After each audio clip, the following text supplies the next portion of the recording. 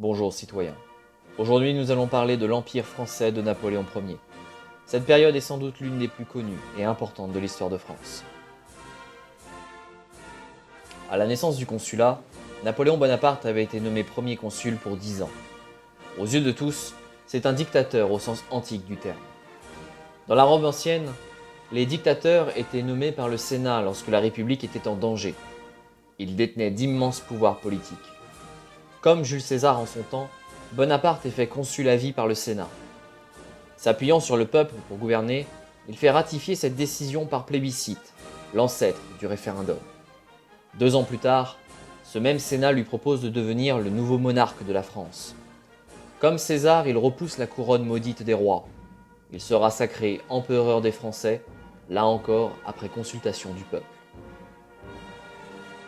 Le sacre de Napoléon est un événement majeur de l'histoire de France. Son nouveau titre, inédit dans le pays depuis Charlemagne, consacre 2 principes fondamentaux. La Révolution française, désormais incarnée par une monarchie héréditaire, et le droit civil, désormais supérieur au droit divin d'antan. Napoléon s'appuie en effet sur le peuple, à travers le référendum, et marquera les esprits en se couronnant lui-même, face à un pape impuissant et spectateur. L'Empire est un compromis. C'est la réconciliation historique entre la France royale millénaire et la jeune République révolutionnaire. Bien sûr, il serait impossible d'aborder l'Empire napoléonien sans évoquer les guerres de l'empereur face à l'Europe. D'abord, il convient de rappeler que ces conflits sont majoritairement défensifs. Les différentes coalitions anti-françaises sont ainsi l'œuvre du Royaume-Uni qui mobilise les puissances européennes. En réalité, l'Angleterre ne supporte pas l'annexion révolutionnaire de la rive gauche du Rhin, ici en bleu clair, et est intervenue 10 ans avant le sacre de Napoléon.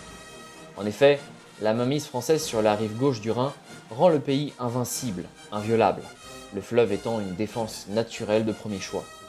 Les Autrichiens, eux, refusent l'influence française en Italie du Nord, ici en vert clair, région où ils sont implantés depuis des siècles. En somme, les Européens veulent un retour aux frontières de l'Ancien Régime, ici en bleu foncé. Finalement, le génie militaire de Napoléon ainsi que l'efficacité exceptionnelle de sa grande armée vont aboutir à une extension sans précédent des frontières de la France en Europe. En 1812, Napoléon règne sur un empire européen gigantesque. Barcelone, Bruxelles, Francfort ou encore Rome sont des préfectures de départements français. Tous ces agrandissements ont pour but seul de défendre la France contre l'Europe. Comme tous les empires, celui de Napoléon est une fin. Alors qu'il était au sommet du monde connu, une série de mauvaises décisions l'amènent à une chute aussi rapide que fut l'ascension. En 1808, Napoléon est confronté à une rébellion de l'Espagne, qui refuse l'hégémonie française et l'imposition d'un roi étranger, en l'occurrence Joseph Bonaparte, le frère de l'empereur. Cette guerre lui sera fatale, mobilisant beaucoup de moyens matériels et humains. En 1809, il répudie sa première femme, Joséphine de Beauharnais, celle-ci ne lui offrant pas d'héritier car trop âgée. Elle est remplacée par Marie-Louise d'Autriche. Malgré la naissance d'un fils surnommé le roi de Rome, elle ne sera jamais aimée car étrangère. En 1811, la naissance de ce fils que l'histoire surnommera Napoléon II pose un problème majeur.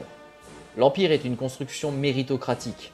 C'est grâce à son mérite personnel que Napoléon a gagné sa légitimité, et non grâce à son droit de naissance ou à un quelconque privilège.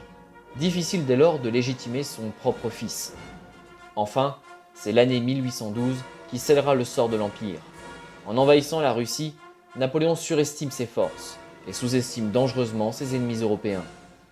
Contrairement à une idée reçue, l'invasion de la Russie n'est pas un rêve mégalomaniaque, mais une attaque préventive destinée à dissuader l'empereur russe de traiter avec les Britanniques. Ce sera un échec capital. L'Empire a laissé un héritage conséquent. Le premier de ceux-ci est l'épopée napoléonienne. Dès son vivant, Napoléon entretient une légende dorée concernant ses victoires militaires et ses troupes triomphantes. Sa propagande a laissé de nombreux tableaux et monuments connus de tous. Son génie et ses exploits font de lui un des personnages historiques les plus étudiés au monde. On doit également à l'Empire des réalisations administratives comme le baccalauréat, le code pénal ou encore l'université. Merci pour votre attention et à bientôt citoyens.